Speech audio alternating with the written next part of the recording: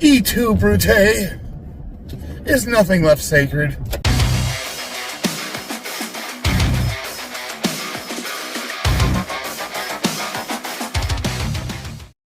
I was going through my company emails this morning, and I saw an email about diversity training in a steel erection company, the second largest steel erection company in the country.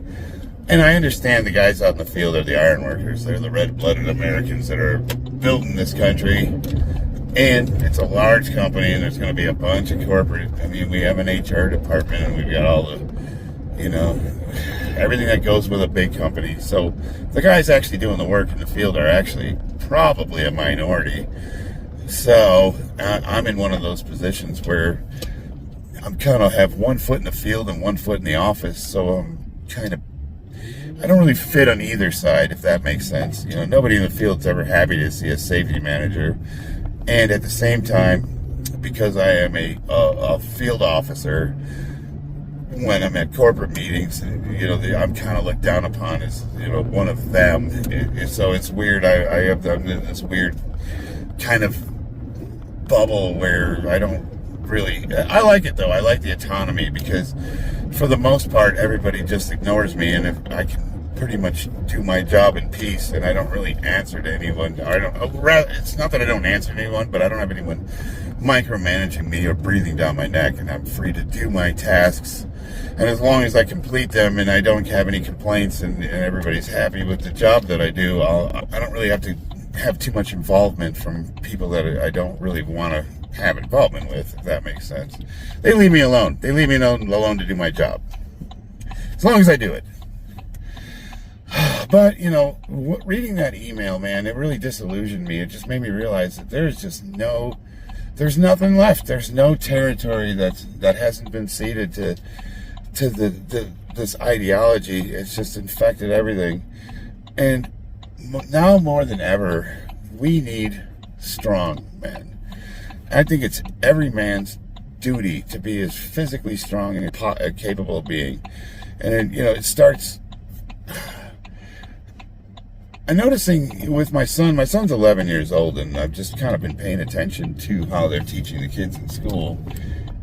And they're essentially trying to teach boys to be girls, and they're trying to teach girls to be boys. They want boys to sit down, shut up, not make too much noise, and if they're hyper and there's no rough and tumble play, there's no beating your friends up on recess, if there is even recess anymore. Back in the day, just the stuff that we used to do as kids, that's all frowned upon. And if you do display any of that behavior, the first thing they want to do is they want to tell you that you need to be on drugs and you're hyper, and it just sucks, man. It's not a fun environment for a young boy to have to be subjected to. And I have a hard time trying to tell him that, he should, he's got to take this stuff seriously, and he's got to make sure he's doing what he's supposed to be doing, when I couldn't stand it either. And I really I wouldn't want to suffer what he has to go through. So it's like, what do I as a dad say? You're supposed to, you gotta, I don't know. It's tough because I'm trying to get him to do what he's supposed to be doing, but I can't buy into the system that the government's forcing me to have him in to begin with. I do not agree with anything the schools are teaching, pretty much on any level.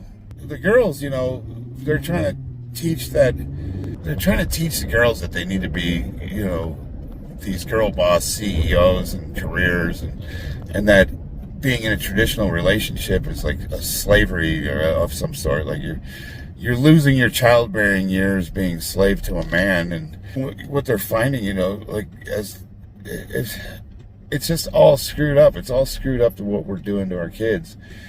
And as a result, we have this, we have a couple generations of men who think that any kind of manly behavior is toxic, and it's wrong. What this world needs more now, desperately, more than ever, is strong, assertive leaders, competent.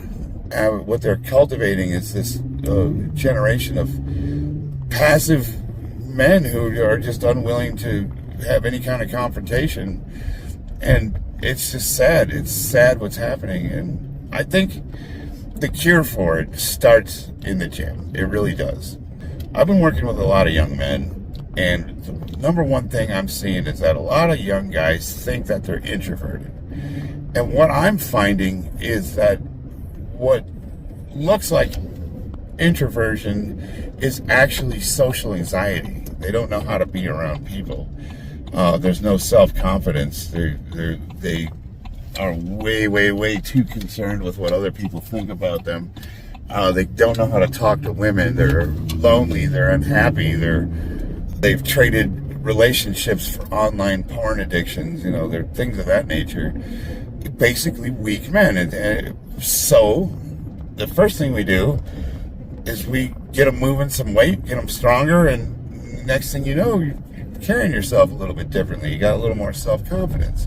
They've been taught to believe that getting into physical shape is narcissism. You're being narcissistic. Oh, look at you. You don't like to think about yourself. Who do you think you are? Well, yes, it can be narcissistic. You're like me and you like to show off like I do. There's some, you probably don't need to go all out like I do. But one thing I can tell you for certain, when I got out of the service and I let myself go, I got up to about 250 pounds, and it wasn't good weight. And I noticed, like, I was in the heavy industry, chemical plants, that sort of thing, and people kind of, they didn't really treat me with much respect. And I thought it was me, it was me. It was 100% me, but, I considered myself an expert at my job, and I just couldn't get anyone to take my opinions or suggestions seriously. And it used to piss me off, and I never understood what I was doing wrong. Then when I, started getting into shape and I started carrying myself differently, doing the same job with the same qualifications, different people, I'd moved to a different company, I noticed that people treated me differently. When I walked into a room, I had a presence, and people took my suggestions seriously. And I got to thinking, is it just because I'm in better shape and I look better? And that's 100% it. It's just because I looked better. I looked a little more physically imposing. I looked maybe a little bit more intimidating. I looked maybe a little more assertive. I carried myself a little better. People took me much more seriously. And I thought, well, that's a start. That's a start. That's a place that every man can start, is go to the gym, start working out, start watching what you eat. And maybe once you start feeling a little bit better about yourself, the next thing is we have got to learn to be assertive. Enough with this passive-aggressive bullshit behavior where we just can't speak to each other. Now, a lot of that's also a consequence of the culture.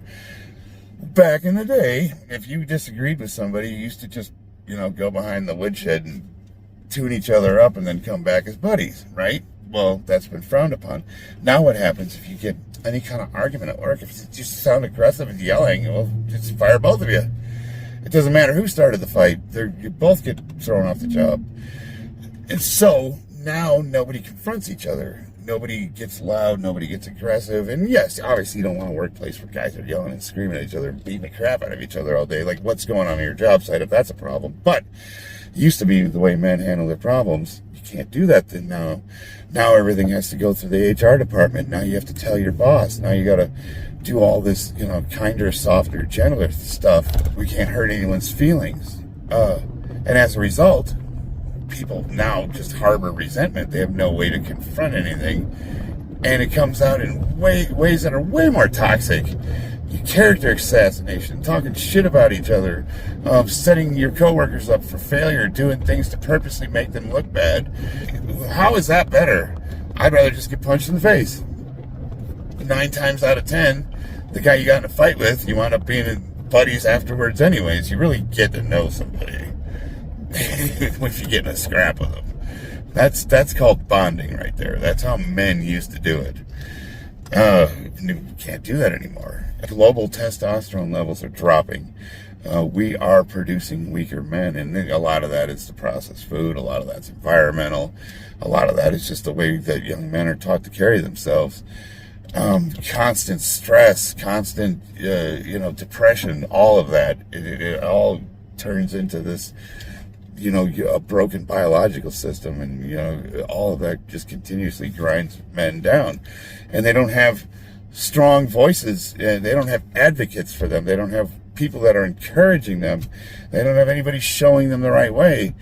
And we had to learn all this stuff the hard way. I was lucky because I was born on that Generation X was the last generation where we saw firsthand the men that came before us, and we saw firsthand the man that came after us, and we were the apathy in the middle. And I got to look back and look forward and go, oh, we're doing it wrong. Hey, guess what? I can help with this. I know what to do. All the guys that were born after me, they never saw the older generation. They didn't see how men used to be. They didn't experience how we used to act and how we grew up and how we used to beat the crap out of each other and how we learned to talk to each other and, how we learned to pursue women. And we were born in a time where it was right before the hypersexualization of women, and there was a day when I was growing up where people used to dress modestly, and it was considered unacceptable to walk around half naked. Now, pretty much everywhere you go, every single woman is wearing yoga pants, whether they should or not. Now, some of them look like, two hefty bags filled with raccoons fighting each other while walking down the street, and nobody needs to see that. But the flip side of that is, women that have very nice figures, like nothing is left to the imagination anymore. And men, same with us. I'm just as guilty. I noticed the other day the way I dress, especially out here in the summertime when it gets really hot. I'm practically naked myself, and I got to thinking about that. It's like, man, when did we start doing this in society? And some would say, well, no, things are secular. We were always this way, and I don't know. When the 80s was pretty flashy, the 80s was pretty stylized, and the 90s is when you started seeing, things get really hypersexual. But no, when I was growing up, we were flashy for sure, but they were pretty modestly dressed by comparison. And I can't help but wonder, it's like, they talk about the Overton window and how everything moves a little bit. And every facet of society, it's not like there's any one huge shift at a time. It's every single little thing shifts a little bit every year. And over, days become months, become years, become decades, and you start seeing that it all goes to shit really fast. And that's the number one thing I'm seeing is that we are in dire need of strong men that are willing to stand up for their principles and speak out against the bullshit. So I need you to drop what you're doing right now, get in that weight room, put some damn weight on the barbell, and start moving that shit up and down. We need to get you strong, buddy. We need to get you strong. We need to get you assertive. And you can be a warrior. You can join us as we are the bulwark against the rising tide of totalitarianism. And we're going to take this country back one plate at a time. Ugh.